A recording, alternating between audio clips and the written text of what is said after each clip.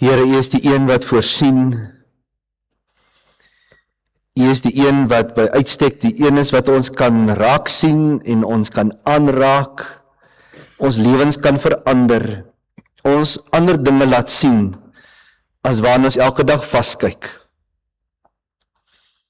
Daarom weet ons, Here, al sal ons opkyk na die berge en ons wonder waar ons hulp vandaan kom, dan weet ons hulp kom van die Here wat die hemel en die aarde gemaak het en nooit die werk van sy hande sal laat vaar nie. Dit is voor U wat ons kom buig. Amen.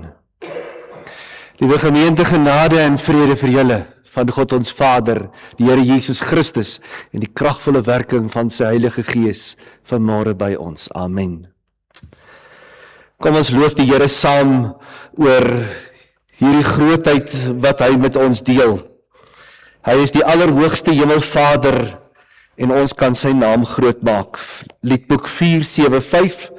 Ons sing al twee die verse, vers 2 wat vra, Here, kom werk in die gemeente ook vanmôre, terwyl ons saam is. Vader, Seun en Heilige Gees, kom reinig ons deur U genade. Al twee die verse van lied 4:7-5.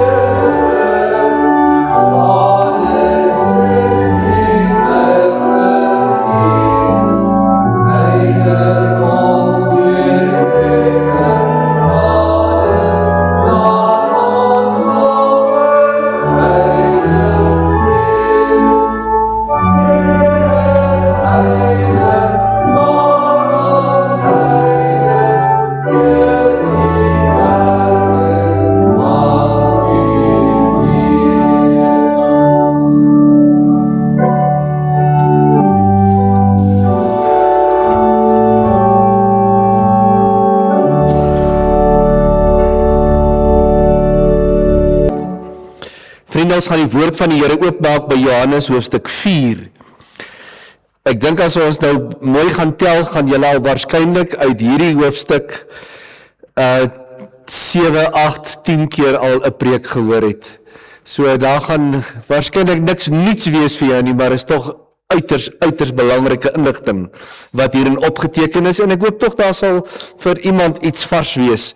Ons gaan, voordat ons lees uit Johannes 4, die verhaal van Jesus se gesprek met die Samaritaanse vrou, kom ons word 'n paar oomblikke stil in gebed.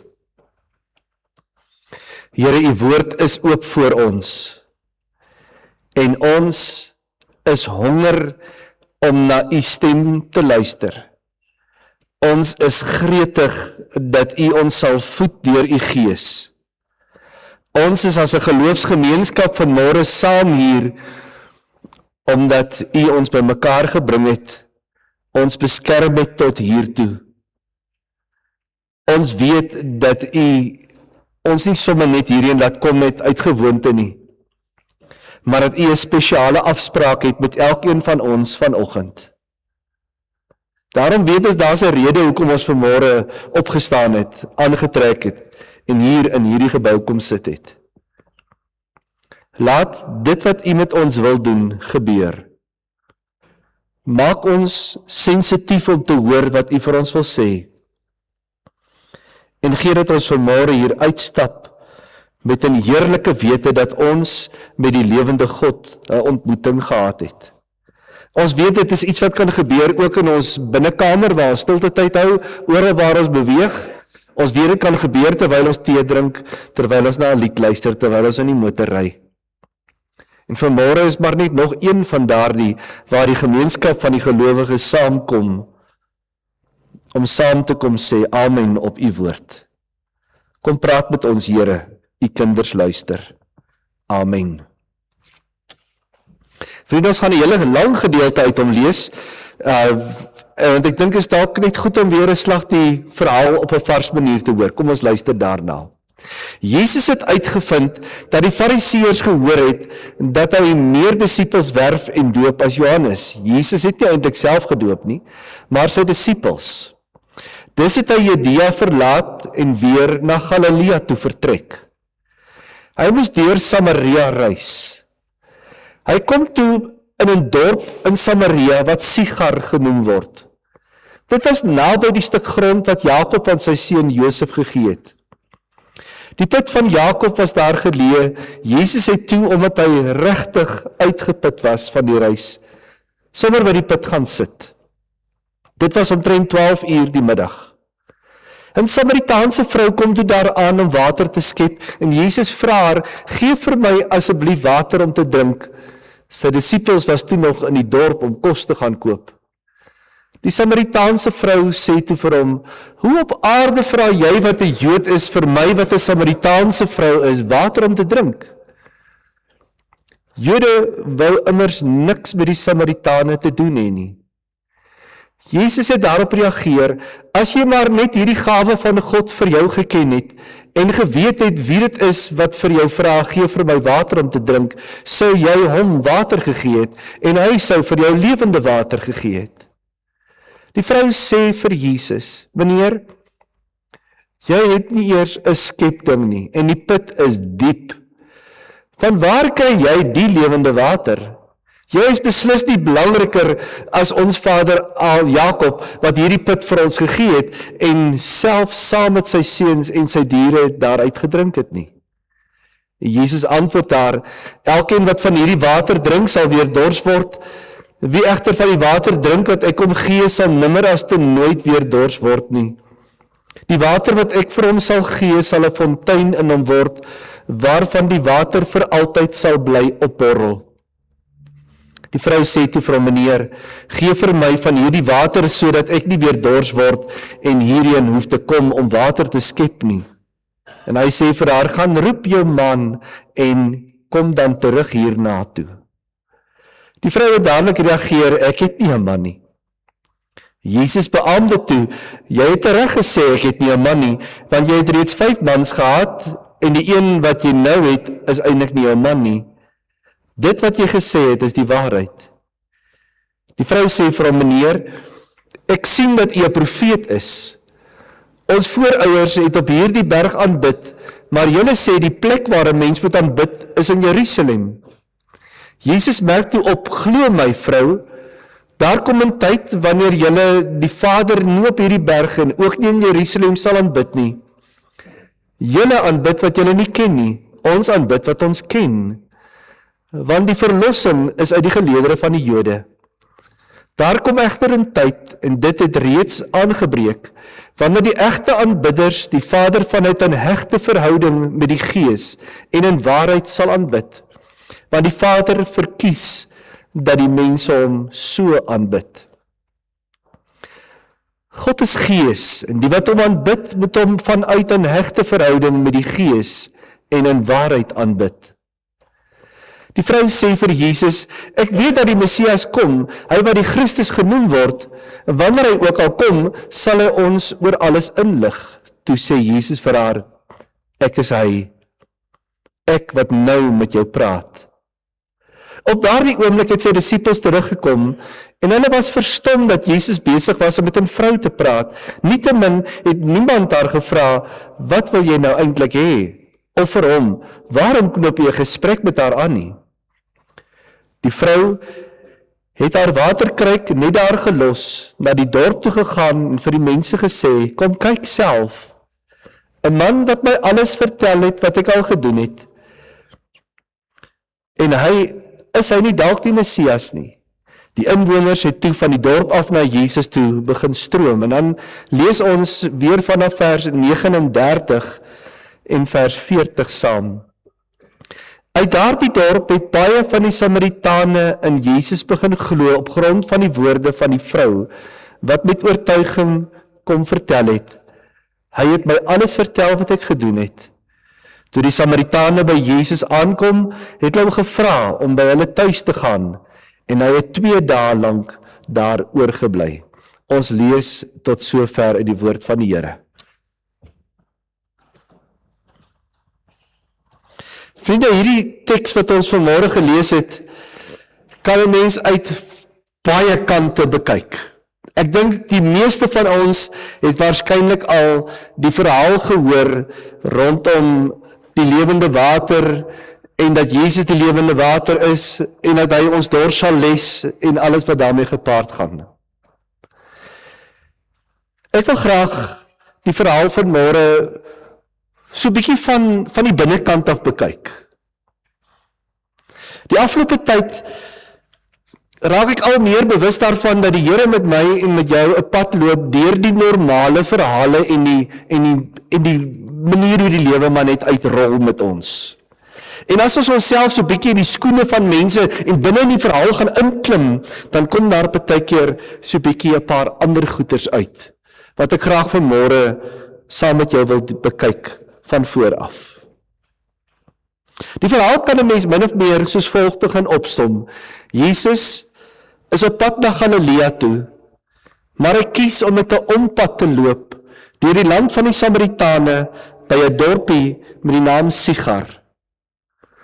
Dit is duidelik dat dit nie 'n baie maklike roete was nie. En Jesus is, soos die Bybel vir ons sê, regtig uitgeput en hy het sommer daar by die put gaan sit. Hier sien ons ietsie van die menslike kant van Jesus wat ons baie keer vergeet. Dat hy ook 'n gewone mens was. Op ander plekke sien ons dit ook gebeur. As Lazarus dood is, dan sien ons Jesus huil. In die nag waarop hy gevange geneem word daar in die tuin van Getsemane, is hy so benoud dat hy sy disippels vra, asseblief, bid net nog 'n bietjie saam met my. Asseblief, staan saam met my in hierdie moeilike tyd. Ons weet dat hy die Seun van God is. Maar soms vergeet ons dat Jesus ook volledig mens was. Ons lees op nog 'n plek dat Jesus met 'n ompad geloop het. Dat hy op die water gaan loop het en dan staan daar in die teks geskrywe toe die storm wild is en die disippels daar in die boot bang is en hulle dink daar's 'n spook wat kom, dan staan daar geskrywe en Jesus wou by hulle verbygaan. Gaan kyk weer mooi na daai teks. Jesus wou by hulle verbygaan. Hoekom sal Jesus in die middel van 'n storm by iemand verbystap? Hoekom sal hy nie nader stap nie? Hoekom sal hy nie sê, hier is ek, kom na my toe nie? Daar's tog ander tekste wat hy dit wel doen. Dit lyk vir my dat Jesus soms, soos ek in hierdie geval, dat hy 'n ompad kies deur die land van die Samaritane, om by 'n klein dorpie uit te kom, wat nie eens regtig veel genoem word nie, 'n naam Sigar, en dat hy daar moedeloos en moeg gaan sit by hierdie put, om naby aan iemand te wees. En dan vertel die verhaal vir ons, hoe dat Jesus die geleentheid gee aan 'n Samaritaanse vrou, wat al die rowwe kant van die lewe gesien het. 'n Vrou wat al 5 keer probeer het in 'n huwelik, en elke keer het dit nie gewerk nie. Ons sou kon sê dat sy het issues. Dinge het nie vir haar reg geloop nie. En hier is hierdie vrou, wat in die middel van die dag gaan om water te gaan skep, terwyl die verkeerdste moontlike tyd van die dag is. Jy doen dit vroegoggend. Want sy wou nie tussen die ander mense wees nie. Daai deel het jy ook al lankal gehoor. Ek dink dis een van die maklike dele om raak te sien in die teks.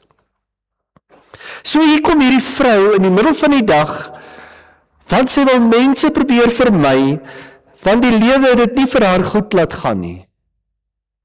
En daar is baie mense wat dit doen. Ek dink aan die verhaal van Saggeus wat op 'n stadium gehoor het dat Jesus in die dorp gaan kom, maar omdat hy kort was, hardloop hy vooruit en hy gaan klim in 'n boom, want hy wil eintlik nie hê die ander mense hom sien nie. Sy verhouding met daardie mense het ook nie goed afgeloop nie. Dinge het skeef geloop in sy lewe. En die vriendekring was maar uiters klein.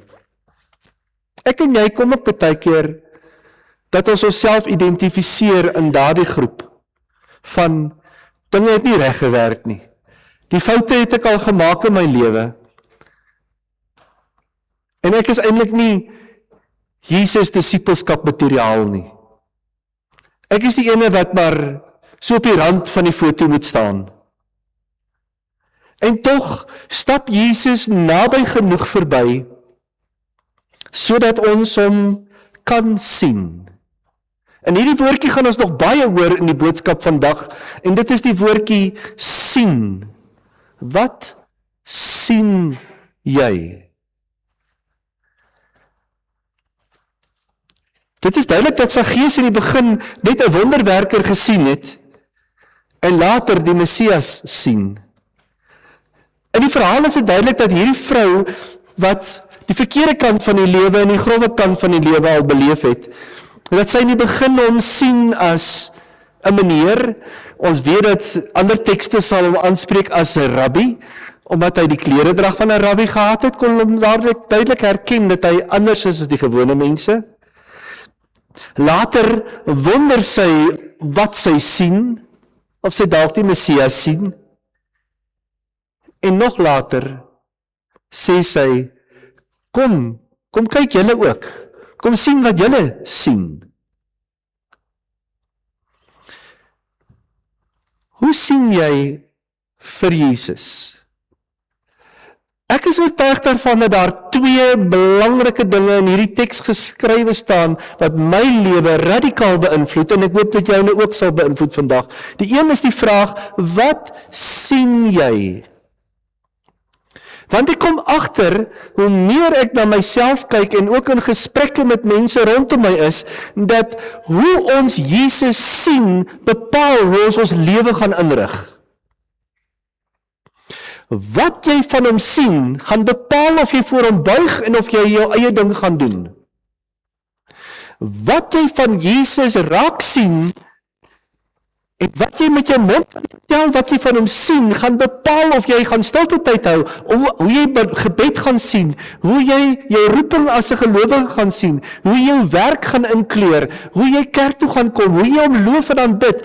Daar is jou hele lewe word beïnvloed deur hoe jy Jesus sien. Wat sien jy as jy na Jesus kyk? En die Here is besig om deur 'n lang proses nou al, van Pinkster af, kom hierdie gedagtes nou al na vore, en praat ons gereeld oor hierdie ding. Wat sien jy as jy na Jesus kyk? As jy dink oor God, wat sien jy? Ver af, Skepper God, maar dis al vaag. Dis daai bekende woorde wat jy altyd gesê het al met die geloofsbelydenis. Ek glo in God die Almagtige, die Skepper van die hemel en die aarde. En dan gaan ons maar weer aan met ons lewe. En ek wonder of ons baie keer die gewig van hierdie woorde mooi verstaan. Die gewig van wat dit beteken om te sê, ek glo in God, die Almagtige, wat die Skepper van die hemel en die aarde is. Weet ons hoe groot is dit? Weet ons hoe groot moet God wees as hy hierdie groot skepping gemaak het? En hoe ontzagvol moet ek en jy wees? As daar in die Bybel geskrywe staan van, jy moet die Here jou God vrees, dan is dit nie dat jy moet bang wees vir hom nie, dit moet wees daardie heilige respek vir hierdie almagtige groot God, dat ek nie eens werd is om in die oë te kyk nie. Dis dieselfde wat Johannes die Doper sê. Daardie besonder begaafde, verryk deur die Gees van God mens, wat sê, ek is nie eens werd om die skoenrieme los te maak nie. Jy sien, die heiligheid van God en hoe jy hom sien, gaan bepaal hoe jy oor hom dink, en hoe jy oor hom dink, gaan bepaal hoe jy optree, hoe jy jou dag tot dag inkleur. So kom ons vat hom terug. Hoe jy op die oomblik jou dag inkleur, vertel iets van wat jy van God dink. Wat jy van God dink, vertel iets van hoe jy hom sien. Daarom is dit die fondasie waaroor ons vanmôre met mekaar moet gesels. Wat sien jy as jy na God kyk? Hoeveel van God kon jy al raak sien? Is hy die Almagtige? Is hy die provider, soos wat die lied net nou gesê het? Is hy die een wat alles kan? Is hy die een wat jou raak sien? Is hy die een wat jou kan aanraak? Is hy die een wat jou kan genees? Is hy die een wat jou kan red? Is hy die een wat jou by 'n ewige lewe kan uitbring? Is sy woorde so belangrik dat jy dit sal doen? Want die manier hoe jy hom sien, bepaal hoe jy ook sy woorde gaan interpreteer en hoe belangrik, hoe groot gewig sy woorde in jou lewe gaan hê en hoe jy daarop gaan reageer. Want as hy vir jou die seun van God is, wat vir jou die ewige lewe kom aanbied en 'n nuwe koninkryk kom bekendstel en jy kies om hom aan te neem, dan beteken dit sy woorde gaan ongelooflike gesag hê vir jou. Ongelooflike gesag. En jy gaan jou hele lewe inrig op grond van daardie woorde wat Jesus gesê het.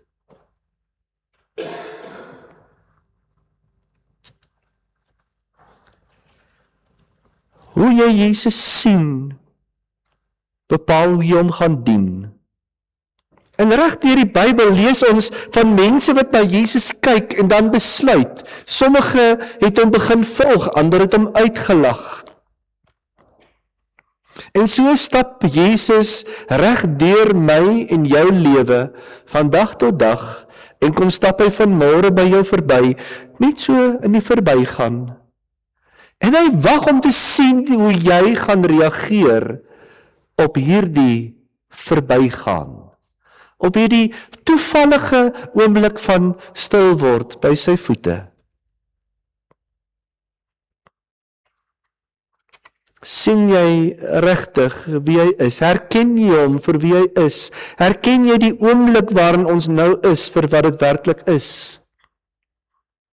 Die soldaat wat Jesus gekruisig het, uit daardie tyd kon sê, waarlik, hy is die seun van God. Ons ken die verhaal van Jakob, waar hy op 'n stadium buitekant 'n dorp gaan slaap, want hy wil nie hê die mense daar sien nie, nou rus hy op 'n klip, en terwyl hy daar rus, kom daar 'n beeld by hom op, 'n visioen of 'n droom, en hy sien hierdie leer, en die engele wat op en af gaan, en as hy wakker word, dan sê hy, waarlik, ek het nie geweet, ek is op heilige grond nie. Besef jy dat jy vanmôre op heilige grond is, hier waar jy nou is?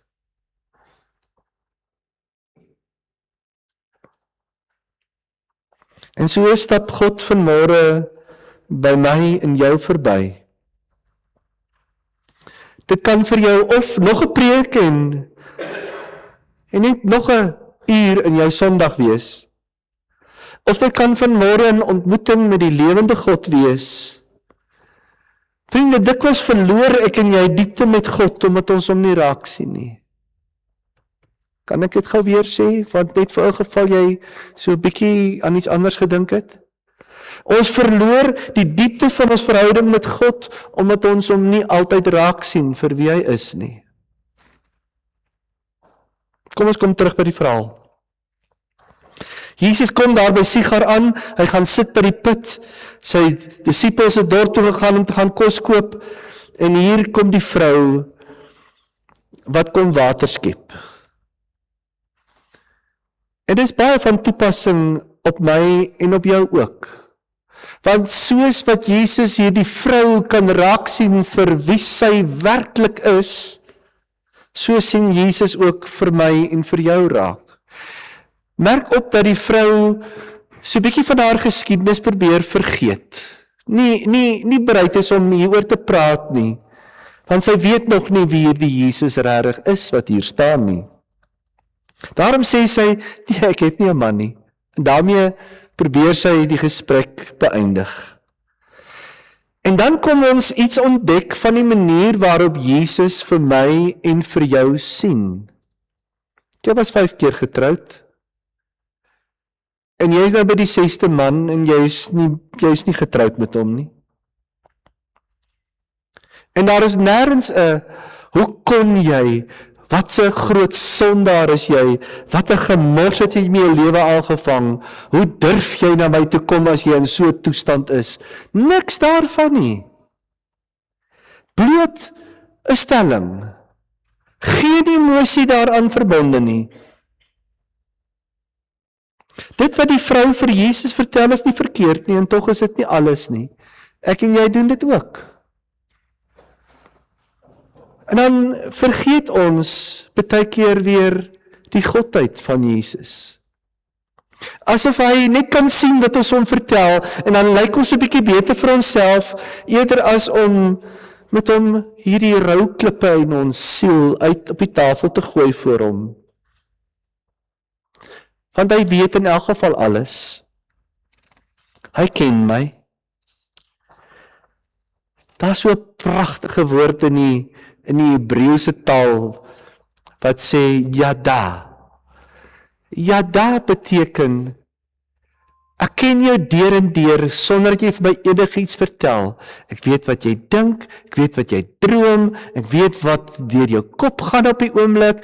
Ek ken jou hele storie, ek ken jou hele lyn van jou lewe, ek ken jou. God kom sê deur Jesus vanmôre vir my en vir jou, ek sien jou raak, ek sien die dinge raak wat jy nie bereid is om hardop te sê nie. Ek sien vir jou in jou volle menswees. Ek weet van jou vrae, ek weet van jou drome, ek weet alles. En ek is nou hier. Van drome gepraat, glo jy daarin dat God met 'n droom met jou kan praat? Hy het dit in die Bybel gedoen. Hy het dit met gelowige mense gedoen. Hy het dit gedoen deur visioene. Dis nie al manier waarop hy praat nie. Maar ek wonder wat sal gebeur as ek en jy in die aande ons oë gaan toemaak, net voor ons gaan slaap en sê, Here, ek het nou die hele dag saam met U gestap, nou gaan ek rus, en as U lus het om my wakker te maak of my iets te sê, doen dit. En as U in hierdie nag met my wil praat deur 'n droom of deur 'n visioen, doen dit.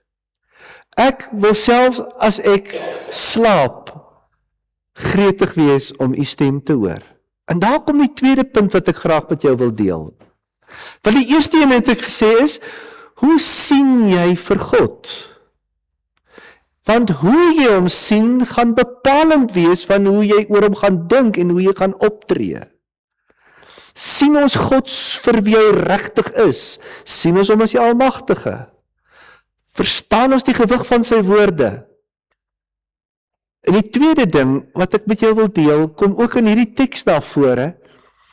En dit is, hoe honger en dors is jy na God se teenwoordigheid?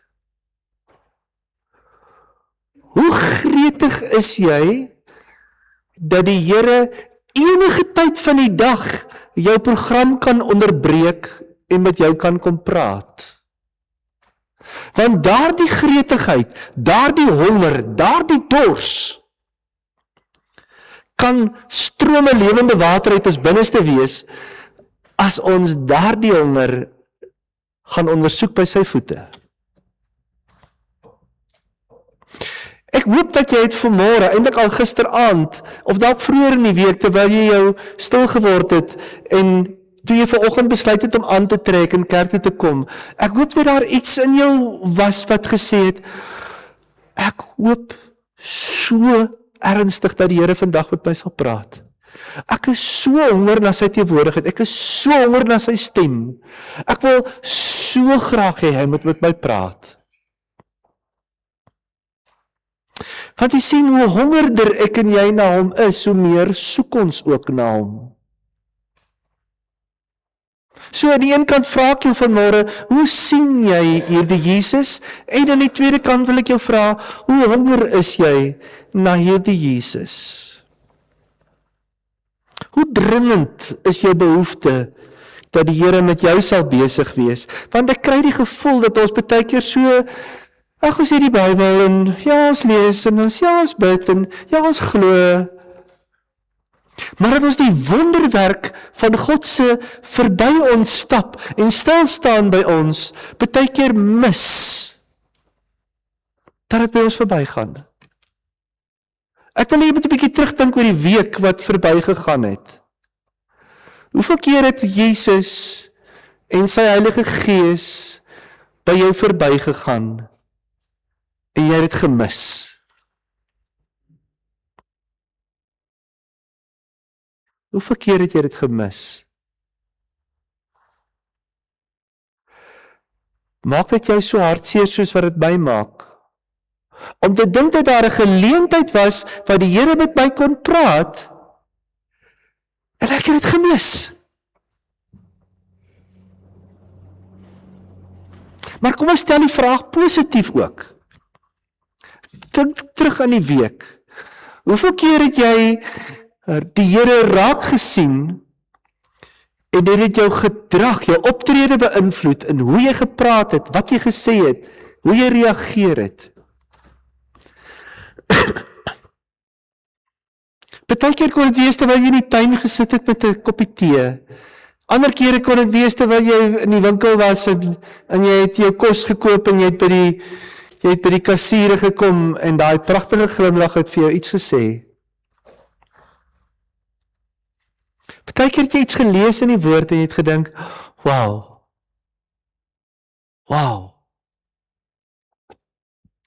Jy sien, hierdie vrou loop met 'n geskiedenis, maar ook met 'n hongerte. 'n Hongerte dat daar vir haar vergifnis sal wees, dat sy kan oorbegin, dat iemand haar raak sien vir die waarde wat sy het. Sy sien Jesus op die ou ende raak as die meneer, as die rabbi wat daar is. Maar later sien sy hom as die een wat haar dors kan les. En dan noem sy hom dat hy 'n profeet is. En hoe meer sy en Jesus mekaar praat, en ek gaan nie vanmôre daaroor verder vreeslik stil staan nie, want jy het al baie preke oor hierdie gesprek gehad, kom sy onder die indruk en die besef dat hierdie hongerte van haar word verbind aan die manier hoe sy hierdie man wat hier voor haar staan sien. En dan maak sy haar gedagtes by mekaar, en dan sê sy, ek verander nou die manier hoe ek na hierdie man kyk. Hy is nie maar net 'n mooi man wat hier by die put sit nie. Hy is nie maar net 'n man wat 'n bietjie meer van my weet nie. Hy is nie net 'n profeet nie. Hy is die Messias. Hy is die een wat moes kom. Hy is die gestuurde van God.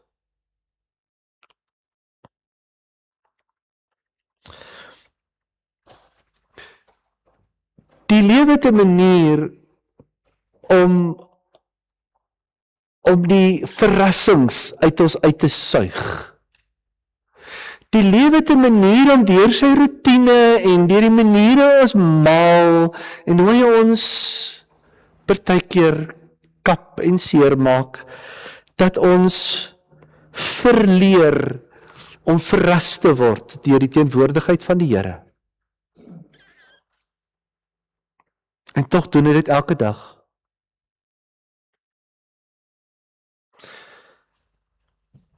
En so gaan die behoefte verby, maar tog gaan die behoefte nooit verby nie. Herken jy Jesus vir wie hy regtig is?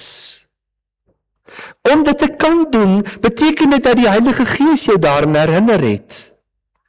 Hy roep jou, hy trek jou, hy bring die verrassende weer terug in jou lewe in. Hy maak dat jy hom sien vir wie hy is. Hy is die een wat daardie honger in jou skep. Hy is die een wat vir jou gretig maak om te sê, ek kan nie hierdie Sondag mis nie. Ek kan nie hierdie stilte tyd mis nie. Ek kan nie hierdie oomblik van teenwoordigheid met die Here gaan mis nie. Ek is gretig om hom op te soek en om in my lewe te hê. En die oomblik toe sy Jesus sien vir wie hy regtig is, te verander alles. So, ons het nou deur hierdie boodskap agtergekom tot hier toe. Jesus sien haar raak, en sy sien vir Jesus raak. Die gestuurde, die gesalfde, die redder, die Messias. So my vraag vanmôre vir jou, wat ek weer vra, omdat ek so bang is ons mis die erns daarvan. Weet jy dat Jesus jou raak sien? Weet jy dat hy jou raak sien? Weet jy hoe hy jou raak sien? Al is jy in die middaguur op pad na die water toe. Hy sien ook jou honger raak, hy sien jou dors raak, want hy het dit geskep deur sy gees. En nou kom ons by die derde vraag. En dit is, hoe reageer jy as jy Jesus sien vir wie hy is? Wat is jou optrede daarna? Hoe reageer jy? In hierdie vrou se lewe sien ons dat voor hierdie ontmoeting was sy die uitgeworpene. Sy was 'n swart skapie gewees. Sy was die een wat almal wou haar net misgekyk het. Sy is die een vir wie hulle die kop sou wegdraai, soos die profeet gesê het oor Jesus wanneer hy vir ons gekruisig word. Maar sy word ook die eerste bekeerling van Sigar. En so word sy die eerste getuie van Sigar. Want getuie, iemand wat 'n getuie is iemand wat vertel wat hy gesien het en wat hy gehoor het.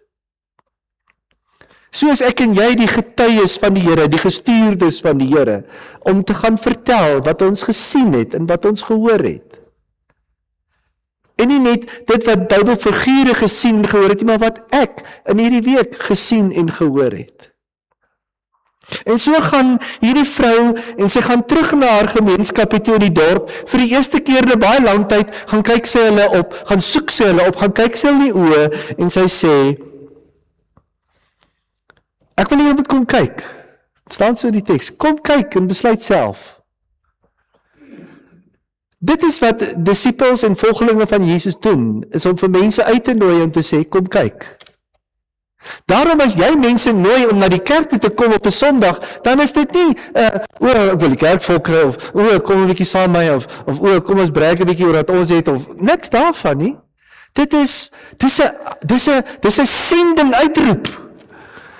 Dis 'n manier waarop ons gehoorsaam is aan die Here, om te sê, kom kyk wat ek raak gesien het. Kom kyk of jy nie dalk die Messias hier by my hier kan raak sien in die week wat kom nie.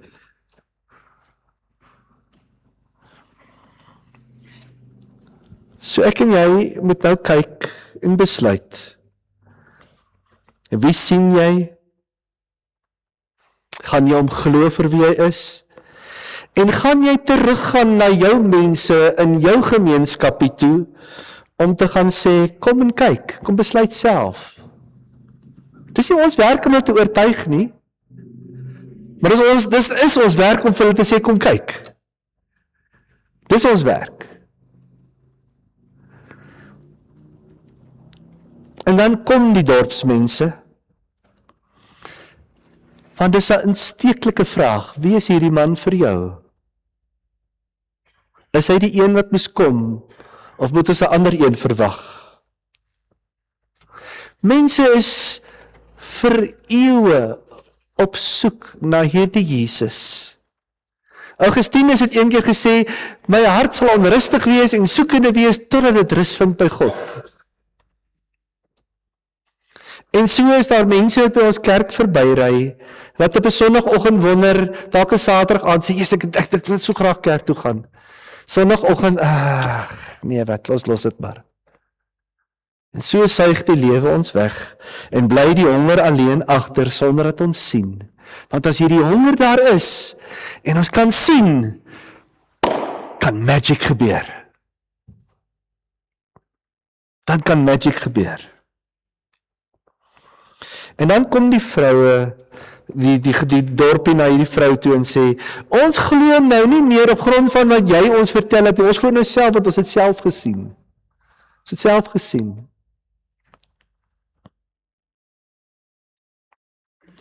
So, ek moet vanoggend vir jou hiermee afsluit.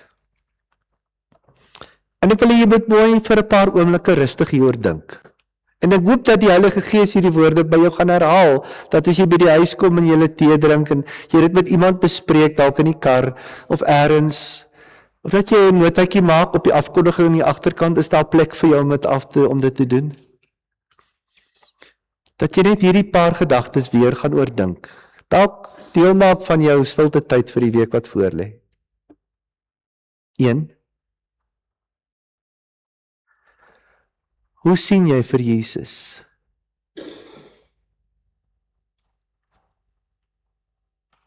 Want dit verklaar baie dinge. Die tweede vraagie, sien jy Jesus raak as die Seun van God? En beteken dit, dat dit die woorde wat hy gesê het, nou 'n groter gewig dra as ooit tevore? En skep dit by jou 'n honger, om weer te gaan kyk na sy woorde? Elkeen deeglik te gaan bestudeer. Wat het Jesus gesê? Want daar's 'n rede hoekom dit in hierdie boek opgeteken is, in hierdie woord van God. Daar's 'n goeie rede hoekom dit daar is. Deur die Gees, deur eeue heen het hy gemaak dat hierdie woorde in hierdie teks moet staan. En dit wat vir ons behoue gebly is nie sommer net 'n klompie papiere en woorde nie. Dis die lewende woord van God, wat deur eeue heen mense by lewende water bring. Nou gaan ek weer van voor af begin preek, kom ek stop eerder, en sê die laaste ding. Hoe raak dit jou? Wat maak jy met dit wat jy sien? Hoe verander dit jou lewe? Ons praat die afgelope tyd baie oor wonderwerke, en hier is my laaste wonderwerk vir vandag. Dit is 'n wonderwerk dat 'n blinde oog kan sien en 'n dowe oor kan hoor. En iemand ver van die Here met 'n grouwe geskiedenis kan sê, ek neem Jesus aan as my verlosser.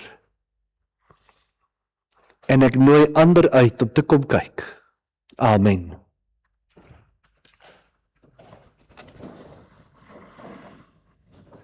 Ek wil jou 'n paar oomblikke van stilte gee. 'n Paar oomblikke waarin jy net met die Here kan praat en kan sê wat jy sien van hom. Is hy die een?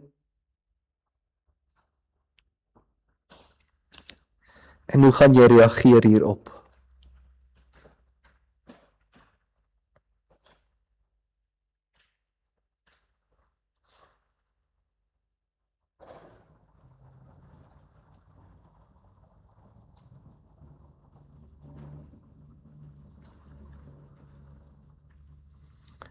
Here, U ken my deur en deur. U ken elke gedagte wat ek nie in self kan dissekteer en evalueer nie. U ken my diepste wese. En U kies om by my verby te gaan vandag. En ek kies om U nader te roep en te sê, Here, kom in my wêreld in. Kom in my gedagtewêreld in, kom in my leefwêreld in. Here, kom en kom praat met my. Here, kom verander my, kom maak my nuut, kom maak dat die honger wat ek het meer en meer word. Laat dit in my word, die lewende water waarna ek smag. Here, U woord is lewendig. En dit het die vermoë om deur hierdie verhaal van môre iemand in hierdie gebou nuut te laat kyk na U. En ek bid vir daardie oomblik waarin iemand hier kan sit en sê, dis ek daai. Here, ek wil U nuut sien. My honger na U word meer en meer.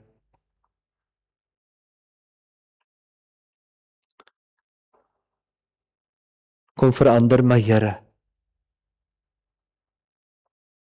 Here, en dan is daar vanmôre sekerlik die 1 of 2 mense hier wat besef dat dit is nie genoeg dat ek net vir Jesus sien en dit vir myself hou nie, maar dat ek vir iemand sal gaan sê in die week, kom kyk self. Kom kyk self. Doen met ons en ons gemeente wat u plan met ons is.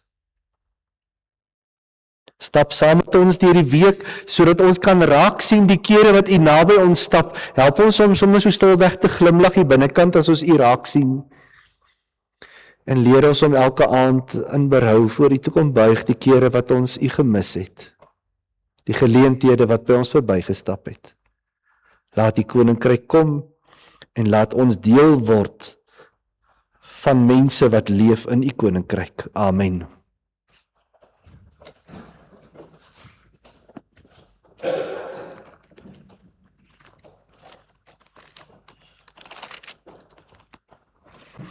Vriende, ons gaan 2 verse saam sing van Liedboek 464.